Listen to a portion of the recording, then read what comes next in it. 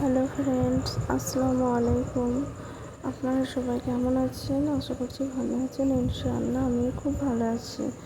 তো আবারও চলে এলাম আপনাদের কাছে একটি নতুন ভিডিও নিয়ে। তো চলুন ভিডিওটি শুরু করা যাক। প্রথমে আমি একটি পাত্রের মধ্যে দুটি কলা নিয়ে নিয়েছি। তারপরে ওটার মধ্যে সামান্য পরিমাণে লবণ এবং পরিমাণ মতো চিনি দিয়ে দিয়েছি। তারপরে স্বাদটাকে বাড়ানোর জন্য অল্প দিয়েছি মৌরি। তো এরপরে আমি ওই চিনি আর কলাটিকে ভালোভাবে মেখে নেব।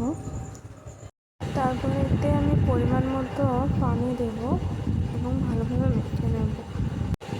এরপর এতে আমি সামান্য পরিমাণে সোডা দেব এবং 2 কাপ ময়দা দেব। তো 2 কাপ ময়দা দিয়ে আমি ভালোভাবে মেখে নেব। তারপরে 1 কাপের মতো আটা দেব।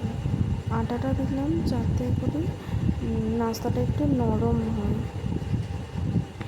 আর ময়দা দিয়েছি যাতে করে নাস্তাটা খুব মুচমুচে হয়।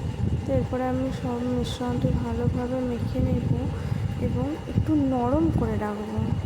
তো এখানে আমি 2 রকমের নাস্তা দেখাবো। তো প্রথমে আমি ডোটাকে একটু নরমভাবে মেখে রেখেছি। তো তারপরে আমি একটা চাটুর মধ্যে নিয়ে আর কড়াইতে দিয়ে দেবো তেল গরম করে। তো দেখো এখানে আমার তেল পিঠা যেটাকে বলে সেটা আমার রেডি হয়ে গেছে। তো দেখতেই পাচ্ছেন কত সুন্দর লাগছে, খুব সুন্দর। যেরকম দেখতে সুন্দর সেরকম খেতেও কিন্তু সুন্দর। তারপর আমি ওই একই ব্যাটার দিয়ে অন্য পিঠে দেখাবো। তো সেটার মধ্যে আরও কিছুটা ময়দা দিয়ে ব্যাটারটা একটু শক্ত করে নেব। তো তারপর আমি ওই শক্ত ব্যাটারটা দিয়ে বেশ কিছু ফুলুরি বানিয়ে নেব। তো আপনারা দেখতেই পাচ্ছেন কত সুন্দরভাবে ফুলুরি আমার দেওয়া হচ্ছে।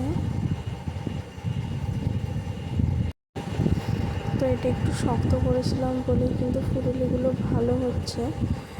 তো দেখুন এবার আমি ফুলুরিগুলো একটু উল্টে পাল্টে ভালোভাবে ভেজে নেব। তো আমার এই দিকটা একটু লাল লাল হয়ে গেছে। তো এইগুলো আমি এবারে উল্টে দেব। তো মাই অল ফ্রেন্ডস, আপনাদের কাছে আমার একটাই রিকোয়েস্ট, প্লিজ একটা লাইক কমেন্ট শেয়ার করে যাবেন এবং চ্যানেলটি সাবস্ক্রাইব করে রাখবেন।